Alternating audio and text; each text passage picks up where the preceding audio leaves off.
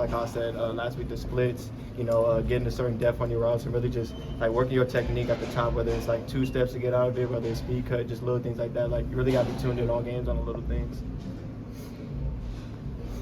And obviously the running helps that. Stanford's had a little bit of struggles. I know they want to be physical, but how big is it for you guys? Obviously blocking in the running game to get the running game going to open you up. Yeah. As the game goes on. No, yeah, the run game is always big for us. Like you said, it definitely helps like open up the pass game. They load the box more and start running man coverage and things like that more. But on top of that, like our coaches always say, like the big explosive run starts with the receivers because the O-line and stuff they block up front, but downfield, you got a safety or corner ahead. That's the blocks we got to make, and that's what makes the run go from 15 to 20 yards to 20 to 25 or shoot a long touchdown, something like that. So the run game is definitely very important in our room too. And without obviously giving away the game plan, but I mean, seeing them with defensively how they were covering the receivers against Notre Dame, anything you kind of picked up from no, definitely a lot. Just really like kind of how, like you said, not to give away too much, but just kind of how like they switch a lot in crossing routes and things like that. Like it's just like I feel like that's the biggest takeaway I saw from like the Notre Dame Stanford game. They didn't really do a lot of like a good job like covering man-to-man routes when like they had to switch your motions and things like that.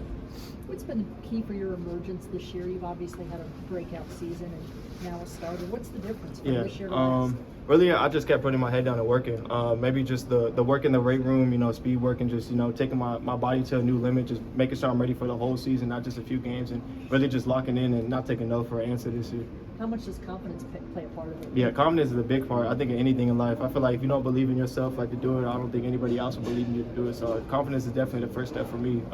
It goes a long way, and like not only like believing in myself and what I could do, but like on the field, running my routes, selling a different route when I'm going to like a corner instead of a post, just things like that. Like confidence goes a long way for sure. And you got to feel like the quarterbacks have confidence in you. Yeah, no, definitely. That helps a lot. It boosts my morale, definitely makes me happy and things like that. It goes a long way with not only the quarterback, but your team has confidence in you too.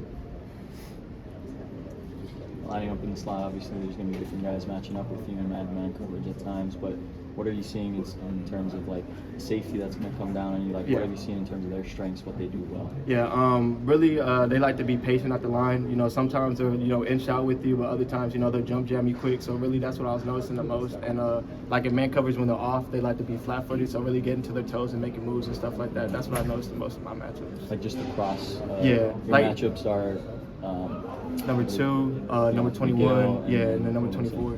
Gotcha. So with 2 safeties, and of course you can see other people, but for the most part, And that's sort of present across all 3 of them. Yeah, that's pretty much what I've seen for the whole quarterback group, even number 17, number 13. That's kind of just like how probably how they're coached. Because really, like I said, if you're the point man, they're going to try to jump jam you, but they might inch out. But on other like jams, if you're like the outside on the ball, they might not jam you. They might just inch out with you. So you got to give them a quicker release. And then if they're off, like I said, they're usually flat-footed, so you got to get to the toes and make a move.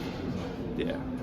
Have you personally drawn any similarities between Stanford secondary and Utah's? Because statistically, both of them are sort of at the top of the conference. I could say, I think Utah more is like technique sound, just because, I don't know, I feel like they kind of got good DBs every year. But I could see a little bit of similarities between them. I feel like Utah likes to run a little more zone, though, and they like to run a little more man. So it's kind of hard to compare their man principles to zone principles, if that makes sense. Yeah. I feel like it's a better matchup for you to go up against more man coverage. Yeah, I definitely like man coverage better. It's just because when it's man coverage, it's really one-on-one. It's like you just got to not just beat the dude in front of you, but it's really like who wants it more, in my opinion. So I definitely like man coverage a lot more. Nice job. Thank you.